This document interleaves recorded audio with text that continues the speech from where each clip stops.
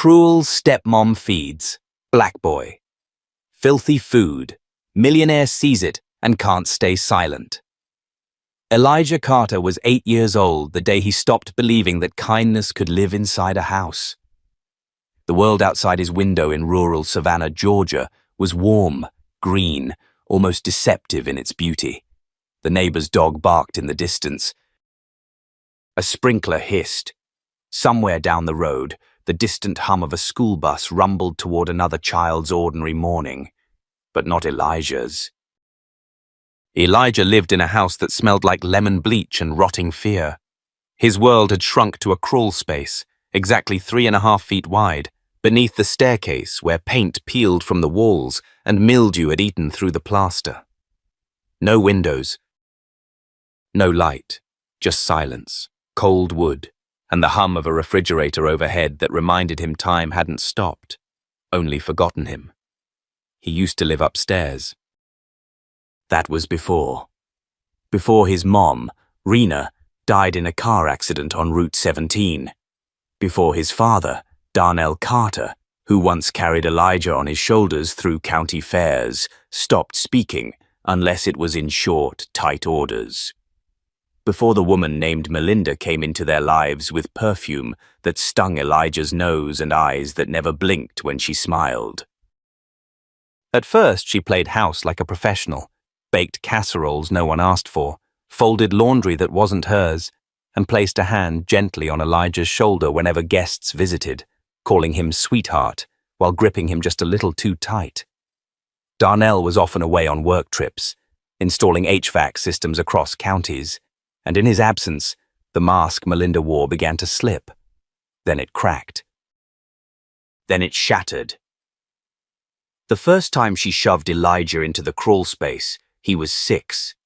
He had spilled a glass of orange juice onto her white shag rug. She didn't scream. She didn't scold. She simply dragged him across the hardwood, opened the tiny door near the stairs, and pushed him in. He didn't fight, not because he wasn't scared, but because her silence was scarier than any shout. It was meant to be a timeout, he thought. But hours passed, then a day, then another. No dinner, no apology. And when she finally let him out, her words were flat and final. "This is your new room. You want to act like an animal, you can live like one." He cried the first week, screamed once. That earned him a cracked lip and no food for 2 days. After that, he learned the rules. No noise. No mess, no trace, stay invisible. Survive. Elijah became very good at surviving. Melinda fed him when she remembered. Stale bread, cold canned beans. Sometimes nothing but tap water in a plastic bowl that still smelled faintly of dog. On good days, she left a crust of sandwich at the base of the crawl space door. On bad days, she forgot he existed, or pretended to. She called it discipline. Elijah called it the world. No one ever asked why he didn't go to school. Melinda told the neighbors he was being homeschooled, said he had sensory issues, that the boy didn't do well in crowds. She even had papers, real-looking ones, that she forged on a home printer to keep up appearances. Darnell never asked questions, maybe because deep down, he didn't want the answers. Once, Elijah heard his father come home early, unexpectedly. He'd been so hopeful he bit his lip trying not to cry out, but Darnell never approached the cupboard, never called his name. He kissed Melinda on the cheek, poured a drink, and turned on the TV. Elijah listened as his father laughed at something on the screen, while his stomach growled loud enough to make him wince. Melinda painted the picture of a perfect southern home. She volunteered at church potlucks, baked pies for the old couple across the street, and smiled through tight lips when the mailman delivered her Amazon packages. No one ever suspected her. Monsters don't wear pearls and pressed skirts. Elijah's body grew thinner. He stopped keeping track of the seasons. His limbs ached constantly. His knees were bruised from the hard floor. His eyes adjusted to the dark like an animal's. The world narrowed into something silent and cruel and predictable. Until one Tuesday. Tuesdays were deep cleaning days. That meant bleach, vinegar, and threats. Elijah stayed completely still on those days, trying not to cough while chemical fumes crept under the cupboard door. But this Tuesday was different. The knock came mid-morning. 3 precise taps on the front door, measured, firm, deliberate. Not like the delivery guy, not like the meter reader. Elijah held his breath. He could hear Melinda's heels click on the hardwood as she moved toward the door. A brief pause. Then her voice, sweetened with syrup so fake it made Elijah's stomach twist. "Good morning. Can I help you?" A man answered. Good morning, ma'am.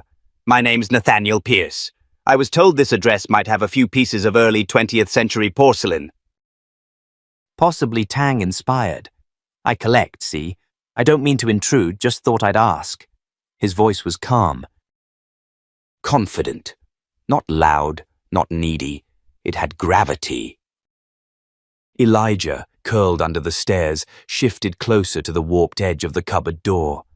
He could barely see through the thin crack, but he could hear everything. Melinda let out a practiced laugh.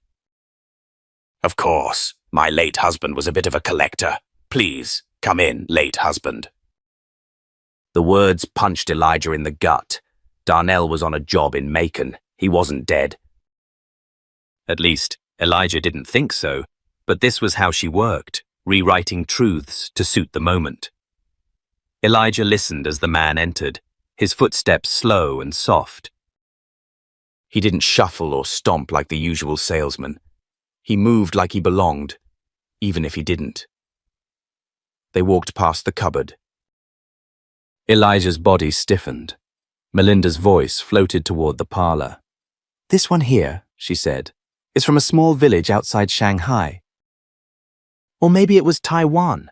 I always forget." He heard the man chuckle, lightly, not mockingly. "And this glaze? You said your husband collected it?" "Yes," she said. "He loved this sort of thing." A lie. Darnell collected bottle caps and broken promises. Then, as Elijah shifted slightly to avoid a splinter digging into his thigh, his elbow nudged a tin cup.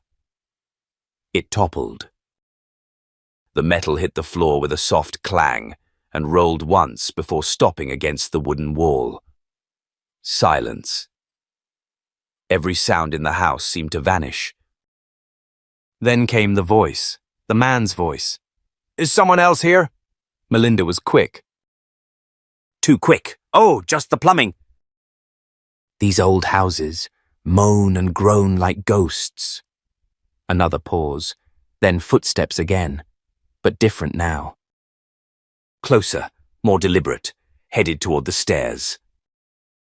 Elijah shrank into himself, heart pounding so loud he was sure it would be heard. He buried his face in his arms. He didn't want to be seen, not covered in grime, not like this. The footsteps stopped in front of the cupboard. Then the latch clicked. The door creaked open an inch. 2 inches. A beam of golden light pierced the darkness, and in that moment, Elijah's eyes met the stranger's. The man was tall, trim, silver-haired and serious. His expression flickered, first confusion, then recognition, and finally something deeper, something warm. But before he could speak, Melinda's shadow filled the doorway. "Oh dear," she laughed, too sharply.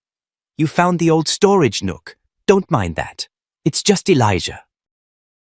My husband's boy. He's a little slow. Doctors said he might never quite catch up." She reached down, closing the cupboard with a soft but final thud. "I'm so sorry," she said as if embarrassed. "He's harmless, just odd." Silence followed. Then the man's voice again, lower now.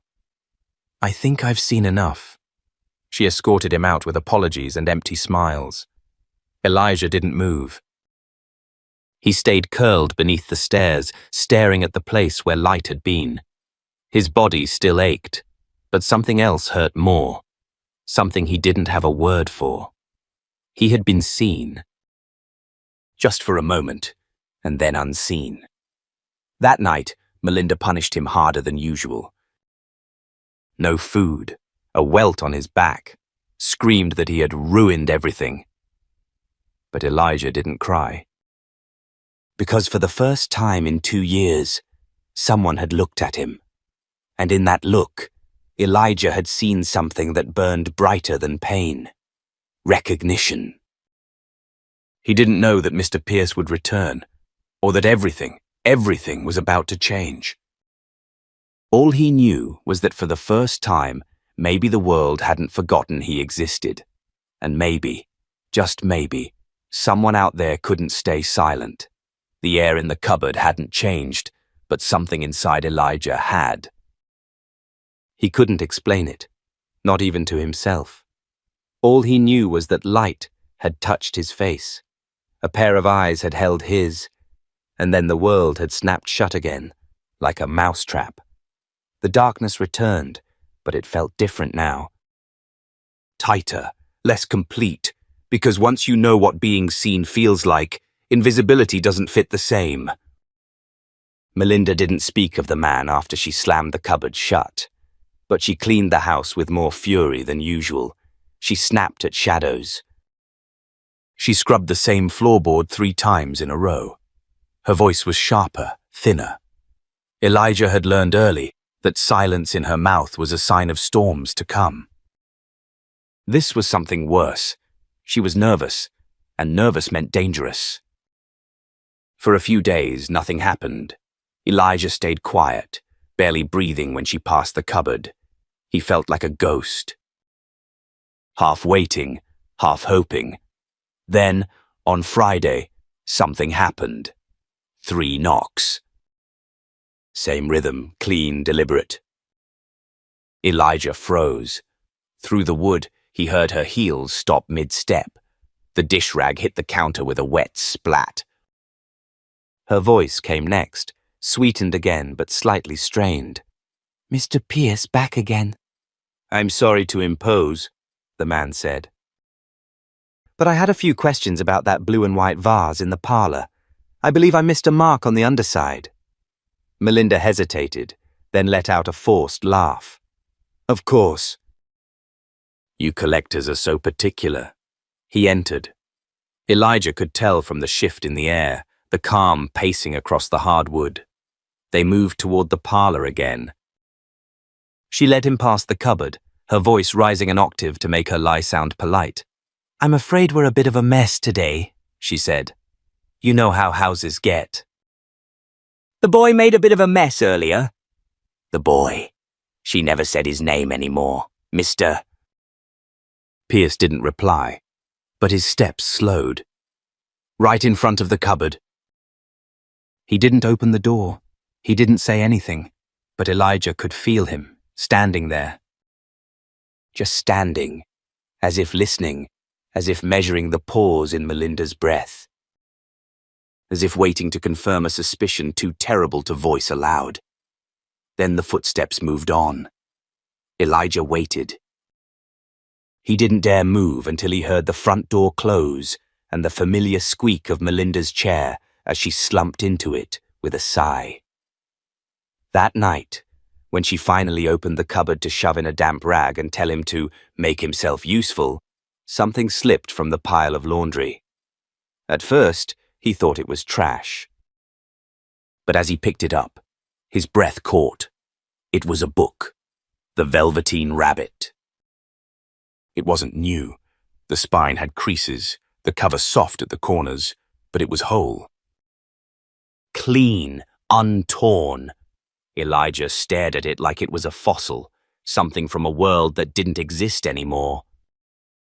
Carefully, he opened the cover. Inside, in slanted handwriting, were 5 words. "I thought you might like this. N." He stared at the page for so long that his eyes burned. No one had given him anything in years, not a toy, not a word. Not a name, He ran his fingers over the words gently, like they might disappear if he blinked.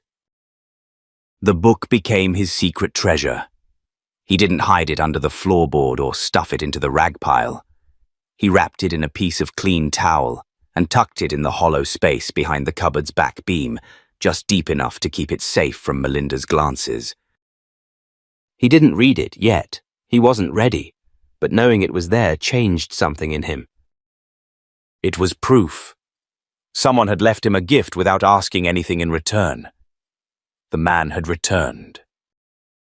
And he remembered. Days passed. Mr. Pierce came back, once a week, then twice. Always asking about some obscure porcelain, always polite, always lingering just a moment too long in front of the cupboard. Melinda didn't like it. Elijah could tell by the way her voice pitched when she answered the door, by how tightly she scrubbed the stove after he left. But her greed won over her instinct.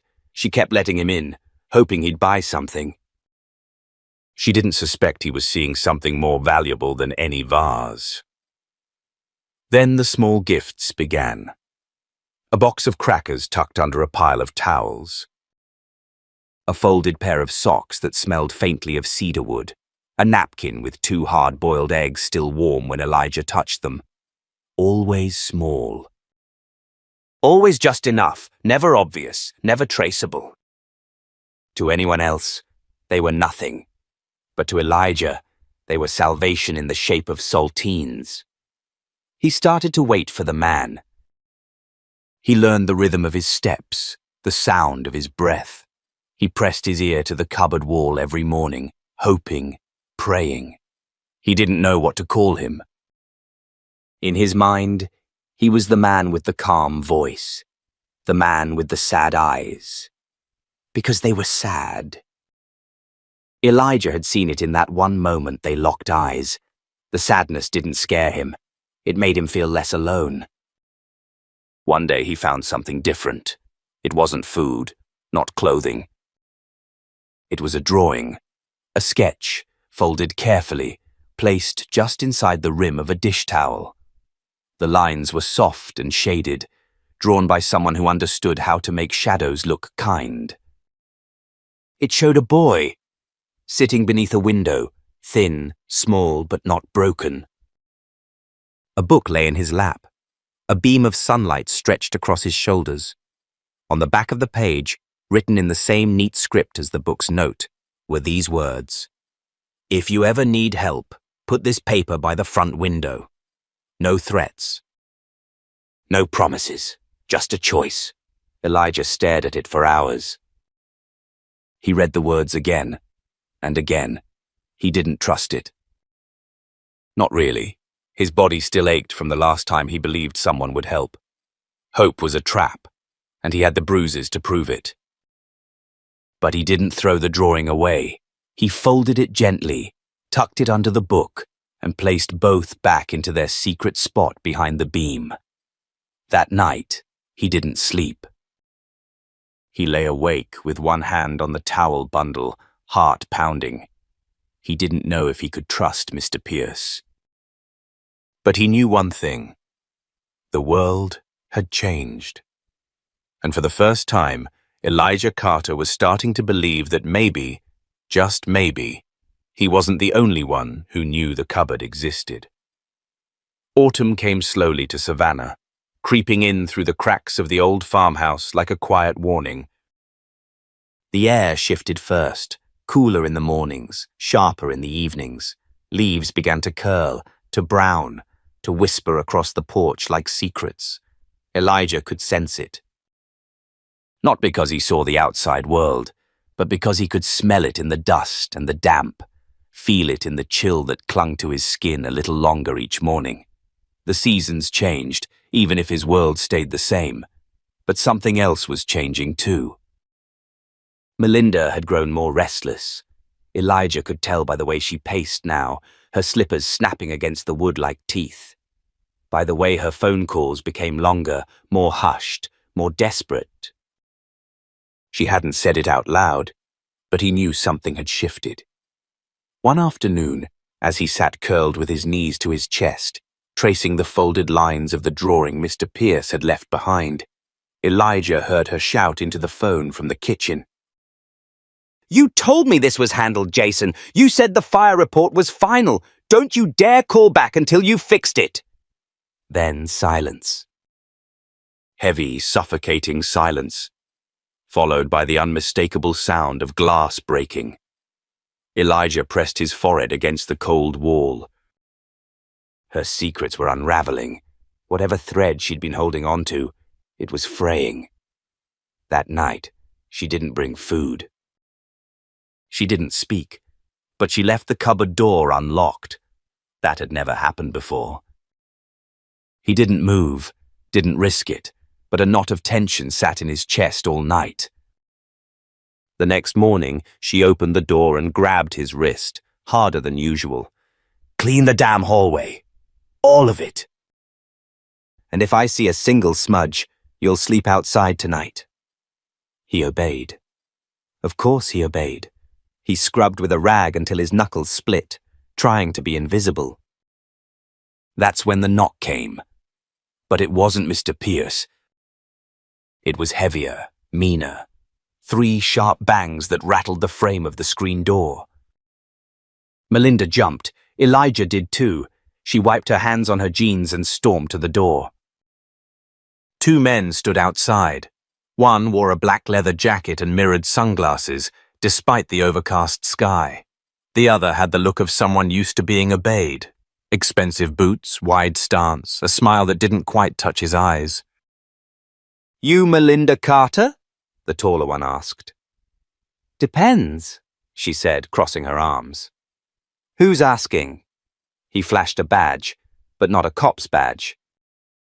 Private. Something colder. Elijah Carter's guardian, yes? Look, if this is about... We've received a complaint, the man interrupted. Anonymous. Something about a neglected child. We're required to perform a welfare check. Elijah, frozen mid-scrub in the hallway, heard her lie unfold. "Oh, for heaven's sake," she said with that high, forced chuckle. "People love their drama. Elijah's just fine." He's a quiet boy is all. Bit delayed. Mind if we come in? Yes, actually I do, she said, voice sharp now. Unless you have a warrant. They hesitated. Then turned. The man in sunglasses didn't say a word, but Elijah saw his eyes flick toward the hallway, toward him, just before the door shut. After they left, Melinda's fury exploded like a storm trapped in a bottle. She hurled a lamp, tore down a curtain, screamed into the void. Elijah stayed still, knees locked, breath quiet. His heart thudded so loud it echoed through his ribs. When she finally grabbed him by the collar and dragged him back into the cupboard, her voice shook. "You think you're clever, don't you?" she hissed. "You little rat!" You think someone's coming to save you? You think a plate of eggs and a stupid rabbit book makes you somebody? He didn't answer. Let me tell you what's going to happen, she snarled. They'll forget, just like your daddy did, just like everyone does. You're nothing. You'll always be nothing. She slammed the door and locked it this time, hard. He curled tighter than ever before, but deep inside, something refused to believe her. Not anymore. Later that night, as the house fell silent, and Melinda passed out on the couch with an open bottle of cheap whiskey clutched in her hand, Elijah did something he hadn't done in weeks. He pulled the drawing out from its hiding place. The words were still there, clear and quiet. If you ever need help, put this paper by the front window. His hand shook, not from fear, at least not only fear, but from possibility, from what it meant to act, to hope. He waited until the moon rose high enough that the hallway was painted in silver light. Then, barefoot, he slid from the cupboard and crawled across the floor like a whisper. Every creak beneath his weight sent shivers up his spine. Every breath was measured, every second stretched long and thin. He reached the front window. Moved the vase. Placed the folded paper behind the glass, angled just so. Then he crawled back. Shaking, breathless, he didn't sleep.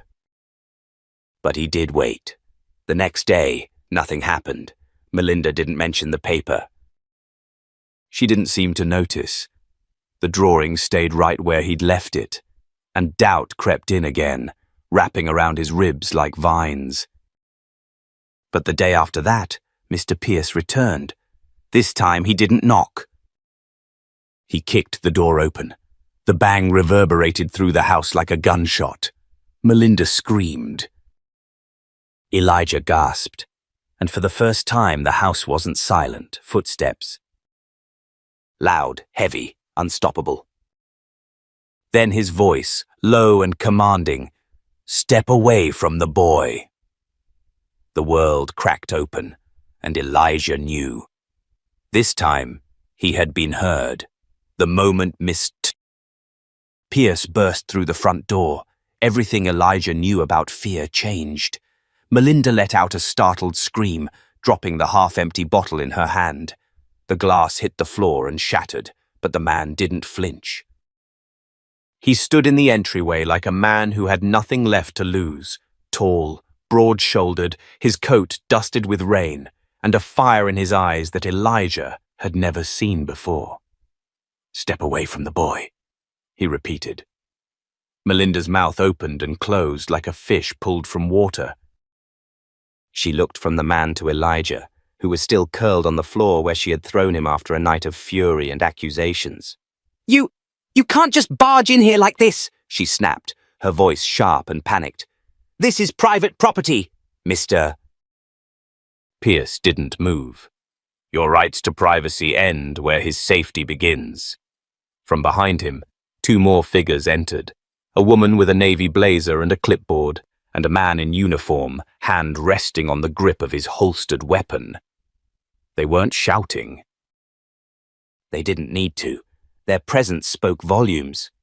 "Ma'am," the woman said calmly, flashing a badge. "CPS, we've received multiple complaints.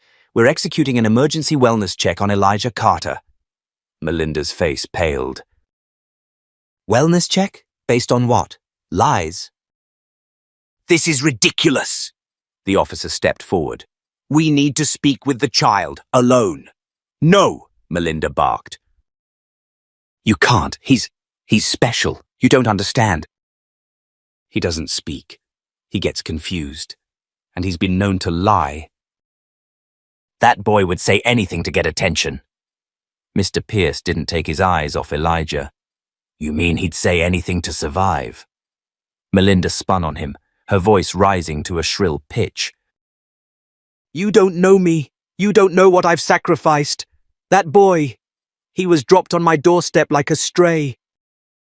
His father didn't even leave a will."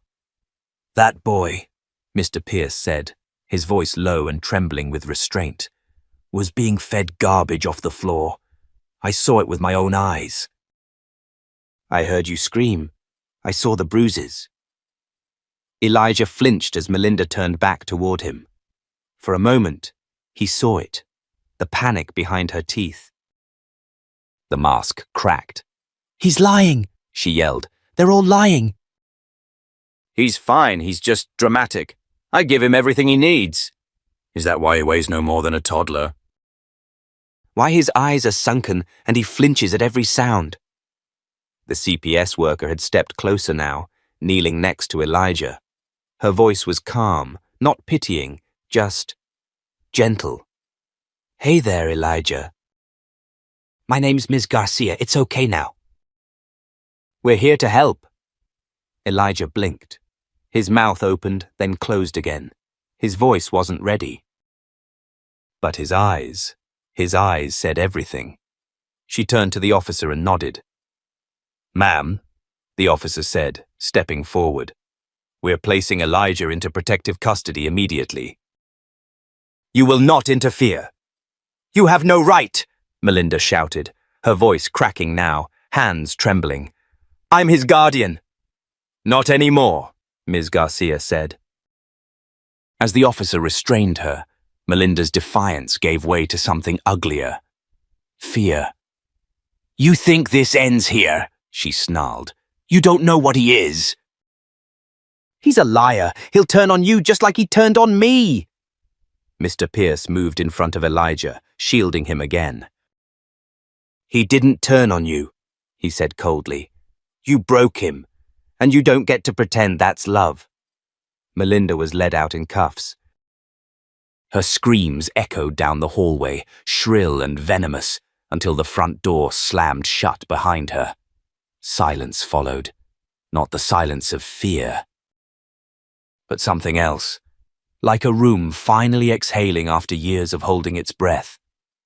Elijah remained frozen. Ms. Garcia knelt again, gently placing a warm blanket around his shoulders. "You're safe now," she whispered. Mr. Pierce crouched beside her. His voice, the one Elijah had memorized in whispers behind a cupboard door, was softer now. "Can I carry you?" he asked. "Or do you want to walk?" Elijah looked at him, really looked, and for the first time in his young life, he nodded. Not because he was afraid, but because he believed him. Pierce lifted him slowly, carefully, as if afraid to break something fragile. Elijah winced at the movement, but didn't pull away. His head rested against the man's chest, his body trembling from exhaustion, hunger, and disbelief. They walked out of the house together, past the broken cupboard, past the splintered window, past the floor where pain had been served as meals, out into the open air. It was raining. A soft drizzle that cooled Elijah's fevered skin. He closed his eyes against the droplets, uncertain if he was crying or if the sky was doing it for him. "Mr." Pierce helped him into the back seat of a black SUV. Ms. Garcia climbed in beside him, while the officer returned to his cruiser. As they pulled away from the house, Elijah looked back through the rear windshield. The house loomed in the distance, grey, slouched, a tomb built of secrets. He didn't wave. Didn't speak. He just let it go. In the silence of the car, Ms. Garcia spoke softly. "You were very brave." Elijah didn't reply, but his hand, small and frail, reached for the book Mr. Pierce had returned to him, the velveteen rabbit, now clutched tightly against his chest. For the first time, he wasn't alone, and that made all the difference. The room smelled like fresh linen and something Elijah couldn't quite name. Maybe cinnamon, maybe cedarwood. He wasn't sure. It was the first time in years his world wasn't filled with mildew, bleach, and the cold staleness of fear. The bed beneath him felt too soft, too wide, too kind. He sat stiffly on its edge, his knees drawn up, a blanket over his lap. The sunlight poured in through a window he didn't have to hide behind. He hadn't spoken yet, not even a whisper. His throat wasn't sore anymore, but the words had vanished somewhere inside him, lost in years of silence and punishment. Across the room, Mr. Pierce stood by the window, speaking quietly with Ms. Garcia, the social worker who'd stayed overnight. Elijah watched them, his eyes darting between their hands, their faces, the tone of their voices. "They said she's been formally charged with child endangerment, unlawful confinement and neglect," Ms. Garcia was saying, her voice calm. "She won't be anywhere near him again. That's a promise." Mr. Pierce nodded, arms folded. His jaw was tight. "What about his father? There's got to be something.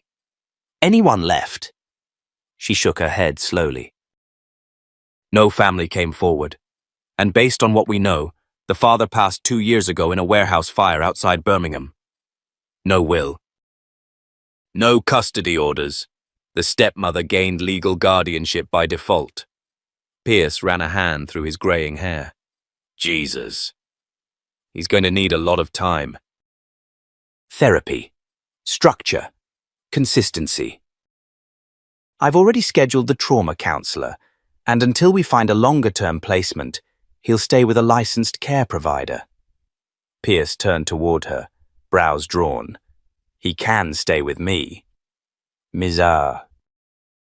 Garcia blinked.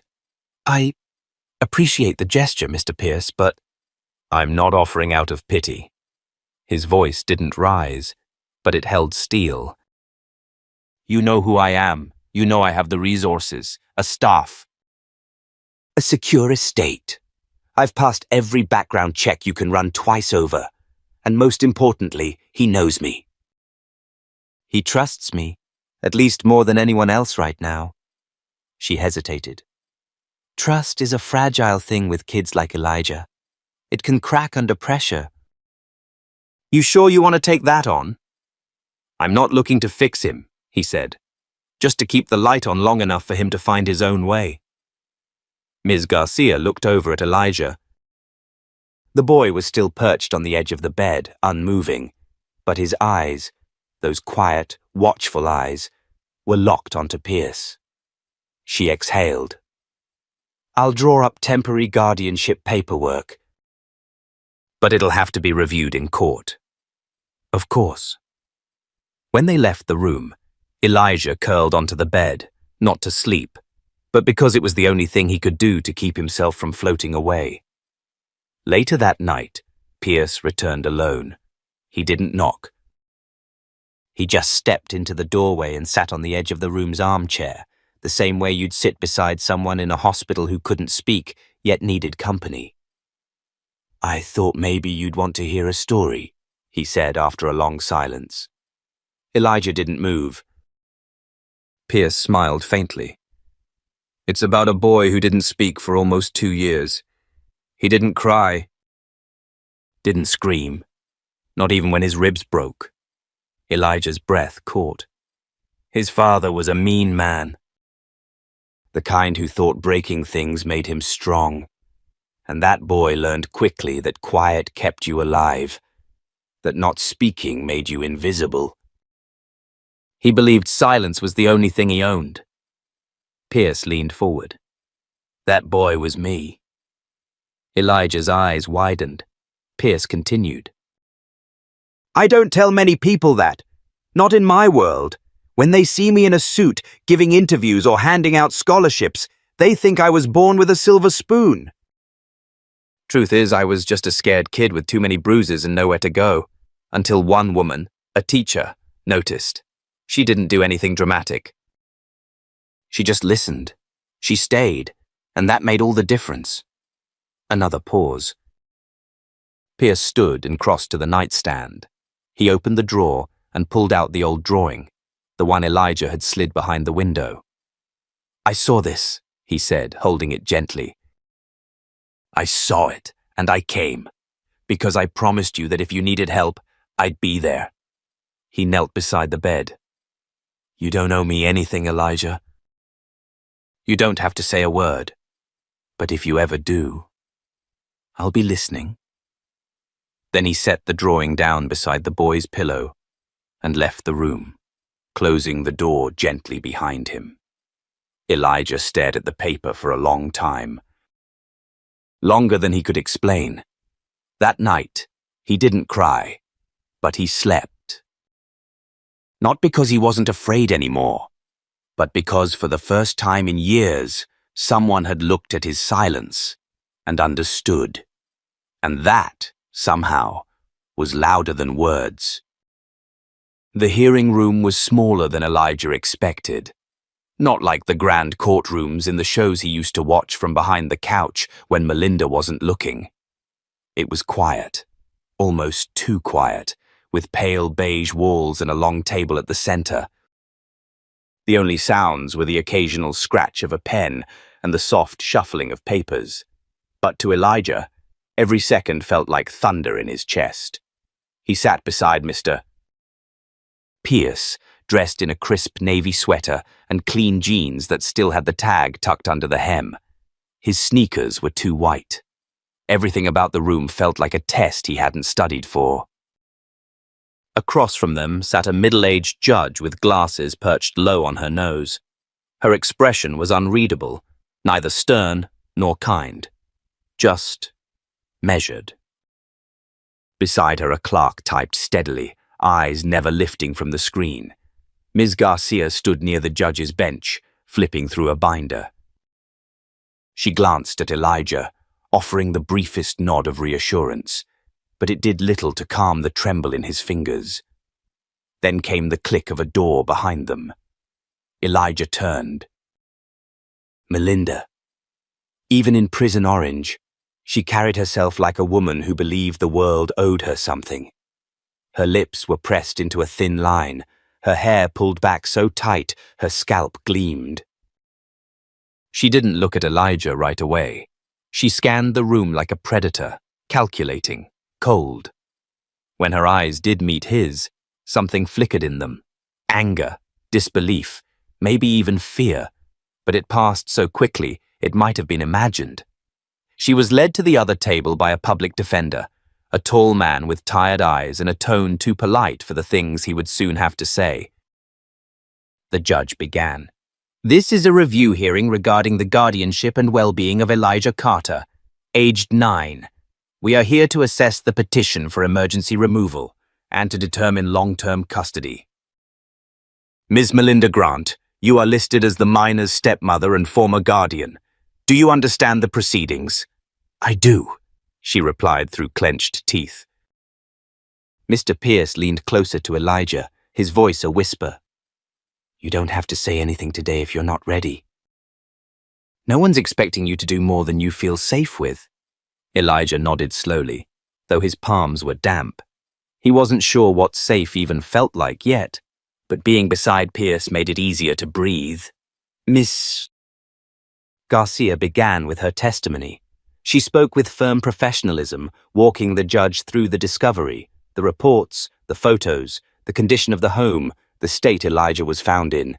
She never raised her voice, never exaggerated, but every word landed like a stone in the room. Then the defense tried to twist it. My client acknowledges that the living conditions were not ideal, the public defender said, glancing at Melinda as though even he was struggling to defend her. But she insists she did the best she could with limited resources and no assistance. Elijah has a history of behavioral difficulties, which... No, I don't, Elijah said softly. The room stopped. Everyone turned. Even the judge blinked. Mr. Pierce looked down at him, startled, but didn't interrupt. Elijah's voice came again, firmer this time. I don't have behavioral problems. I was hungry. I was scared. She told me if I cried, she'd lock me in the basement. Melinda snapped. That's not true. The judge raised a hand. Ms.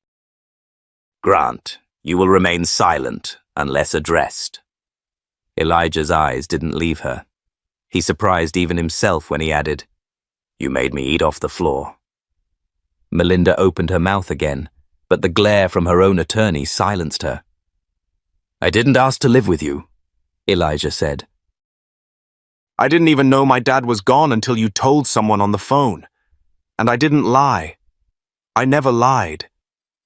The judge looked at him with something new in her eyes, something warmer. Not pity. Recognition. You're very brave, Elijah, she said gently. Would you like to say anything else? Elijah hesitated. Then, I just want to stay with Mr. Pierce. The judge nodded and turned her attention back to the files.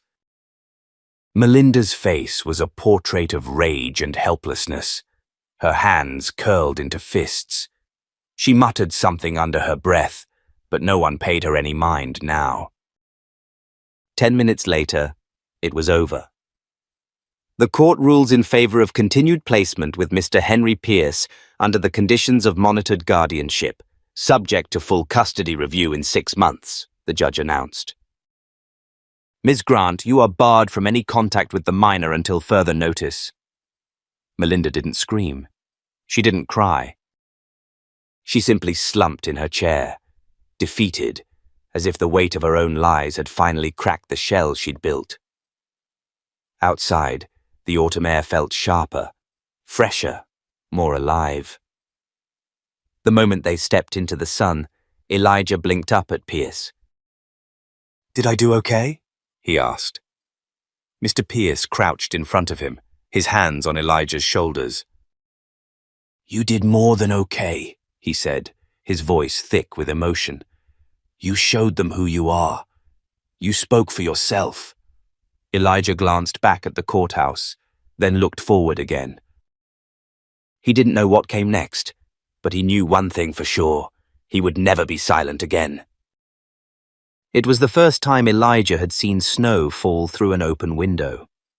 Not from behind glass smeared with grease, or from the slits between wooden slats, but truly open, clean, and full of possibility. The room he now called his own was bright, with soft yellow walls and a ceiling that seemed taller than any he'd ever lived under. He sat at the windowsill, wrapped in a flannel blanket, watching the flakes tumble like feathers from heaven. Behind him, Mr. Pierce moved quietly around the kitchen, humming something jazz-like as he cooked. The smell of turkey bacon drifted through the house. It felt too good to be real. "Elijah," Pierce called gently. "Hot chocolate or orange juice?" "Both," Elijah replied without thinking, then froze, glancing over his shoulder. He still wasn't used to speaking without permission, but Pierce just chuckled. "Man of decisive taste. I like it." Elijah turned back to the snow, hiding a small smile. He didn't always know how to act around kindness. It still startled him, like sunlight on skin that hadn't felt warm in years. Later, they ate breakfast together, Pierce reading the paper, Elijah scribbling in a small sketchbook that Dr. Lin, his therapist, had given him. It had been 2 months since the court hearing, and things had slowly begun to shift. He no longer flinched every time a door closed. He'd stopped hiding food under the bed. He even laughed sometimes, real laughter, not the quiet, forced politeness Melinda demanded at dinner parties. But healing, as Pierce had told him, wasn't a staircase you climbed. It was a wave. And some mornings Elijah still woke up expecting to be kicked, expecting to be told he was nothing. Some days, that voice still echoed too loudly in his chest. "Hey," Pierce said suddenly, setting down his coffee mug. "I've been thinking. We need a little adventure." Elijah blinked. "Adventure?" Pierce grinned. "Yeah. I've got a meeting this afternoon in D.C., and it's at this fancy old library." "Huge place. Marble floors, big windows. I thought maybe, if you're up for it, you could come with me." Elijah stiffened. "Like, go outside?" "Just for the day," Pierce said gently. "No pressure. We'll take the car." "Bring snacks. You can even bring your sketchbook. I just think it might be good for you to see something new." Elijah hesitated. The idea of crowds still made his palms sweat. But he'd learned something about Pierce. He never pushed. If Elijah said no, he wouldn't get angry. And somehow, that made it easier to say yes. "I'll come," he whispered. The drive to D.C. was quiet at first. Elijah pressed his forehead to the cool window, watching the trees blur past. Pierce let jazz play softly on the speakers, the kind with no words, just slow piano and brushes against cymbals. It made the silence feel safe. When they arrived, the library was everything Pierce had described and more. Tall arched ceilings, long oak tables, and rows of books that stretched into eternity. Elijah stuck close, clutching his sketchbook. It was overwhelming at first, but no one stared. No one asked questions, and for once, he didn't feel like he had to disappear. Pierce's meeting took place in a conference room with glass walls. He left Elijah in the reading hall with a pack of crackers, a bottle of water, and a whispered, "I'll be right there if you need me." Elijah sat at a table near a window, sketching the library's tall lampposts, the shadows they cast on the wooden floor. He didn't notice the man sitting 2 tables over until the sound of his camera shutter clicked. The man wore a pressed grey suit and had a briefcase at his side. His camera wasn't flashy, just a small Leica, but the lens had caught Elijah's eye. "I'm sorry," the man said, smiling. "Didn't mean to startle you. The light coming through the glass behind you, it's perfect. Just reminded me of a painting." Elijah stared. "Are you here with someone?" the man asked, friendly but probing. "My dad," Elijah answered before thinking, then immediately corrected. "I mean, my guardian." The man raised a brow. "Pierce?" Elijah's stomach turned. "How do you know him?" The man leaned back. "Name's Randall Miles. I used to work with him years ago. Different world, different lives. Haven't heard much from him lately." There was something in his tone. Casual, but not casual enough. "Tell him I said hello," Randall said, standing, "and that not everyone forgets what they used to be." He left without another word. Elijah sat frozen. Something about that encounter made the air feel heavy. When Pierce returned 15 minutes later, Elijah recounted every detail. Pierce's expression didn't change much, but his eyes darkened. "I should have known," he muttered. "Randall Miles is a lobbyist now, connected to some pretty dirty money. Used to run in circles I left behind a long time ago." "Is he dangerous?" Elijah asked. "Not directly," Pierce said, "but he represents the kind of people who don't like it when others expose their secrets." Elijah gripped his sketchbook tighter. "Why would he talk to me?" he asked. "Because he wanted to send a message," Pierce replied, "and because you're important to me." "That makes you a target for whispers." Elijah's voice was barely audible. "Did you do something bad?" "No," Pierce said calmly, "but I did something powerful. I turned down people like Randall, and I used my resources to fight for kids no one wanted to see. That makes people uncomfortable." Elijah looked down. "I'm sorry," he whispered. Pierce reached over and placed a hand over his. "Don't be. The only reason I get to do anything that matters is because I met you." That night, Elijah asked to sleep with the door open, not because he was afraid of monsters, but because for the first time he believed someone would keep them away. Spring came slow that year, like it was holding its breath. The trees outside Henry Pierce's home unfurled shy green buds, and the air was laced with damp soil and the memory of storms. Inside, life was quieter, stronger, and more real than Elijah Carter had ever thought possible. 6 months had passed since the courtroom. Melinda was behind bars. The bruises on Elijah's body had faded, but the ones inside him still hummed, sometimes when he heard a door slam, sometimes when silence lasted too long. He had nightmares still, but fewer. Sometimes he even made it through the night without waking.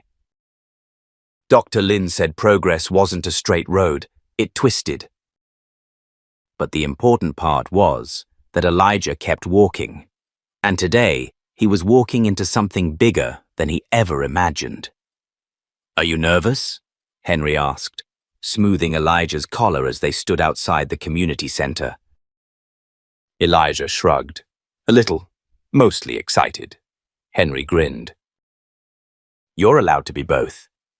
Inside, rows of folding chairs had been set up facing a small wooden podium. A banner hung overhead. Launch of the Carter Initiative, advocating for voices left unheard. The idea had started as a whisper. A conversation between Elijah and Henry after school one day.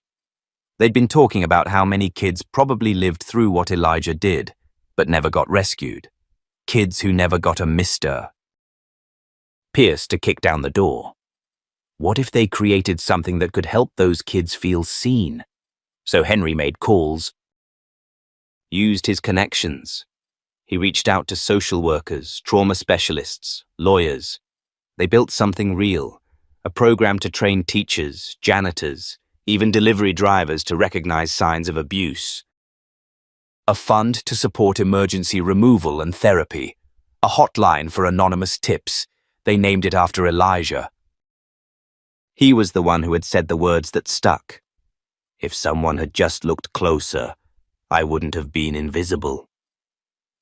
Now Elijah stood at the front of a packed room. He took the podium slowly, glancing at Henry once. The man gave him a nod, silent, but proud. Elijah took a breath.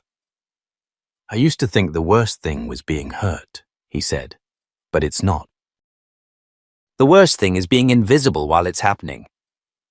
There was silence, but not empty silence, listening silence. I was locked in a cupboard, not a metaphor, a real one.